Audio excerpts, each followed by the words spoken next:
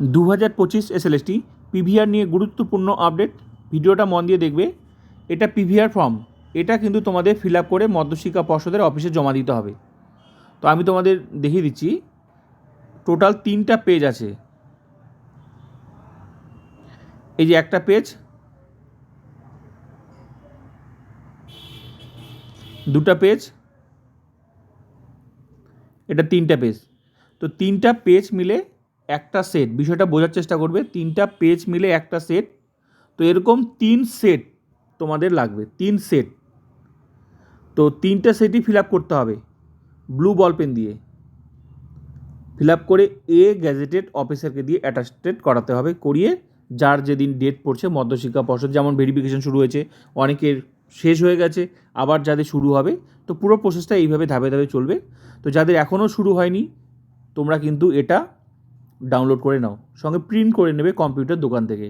Print করে নিয়ে রেখে দাও, যেদিন তোমার ডেট পড়বে তার আগে এটা ফিল আপ করে গেজেটেড অফিসারকে দিয়ে যেদিন তোমার নামের তালিকা দেবে মধ্যশিক্ষা পর্ষদ, যেমন এখন শুরু হয়েছে। তো যাদের শুরু হয়েছে তোমরাও কিন্তু এটা ডাউনলোড করে নাও। তো এইভাবে পুরো প্রসেসটা 9, 10, 11, 12 সবারই হবে। এখন তো 11, 12, এরপরে আবার 9, 10। তো আমি কমেন্ট সেকশনে লিঙ্ক দিয়ে দিচ্ছি, তোমরা সরাসরি এই পুরো পিডিএফটা ডাউনলোড করে নাও।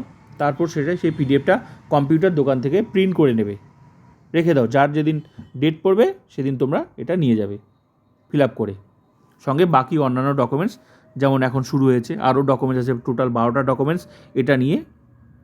ক্লিয়ার? তো আমি লিঙ্ক দিচ্ছি, সেটা তোমরা ডাউনলোড করে নাও, সঙ্গে কম্পিউটার দোকান থেকে প্রিন্ট করে নেবে। আরেকটা কথা মনে রাখবে, ছবি লাগবে। আর আমার পিভিআর কীভাবে ফিল আপ করতে হয় ভিডিও আছে, তোমরা দেখে নেবে, প্লেলিস্টে আছে। ঠিক আছে? তাছাড়া আমি নেক্সট ভিডিও দিয়ে দেবো, চিন্তার কোনো কারণ নেই।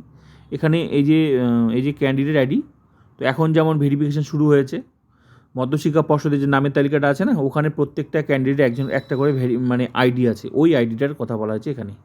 সঙ্গে ছবি লাগবে।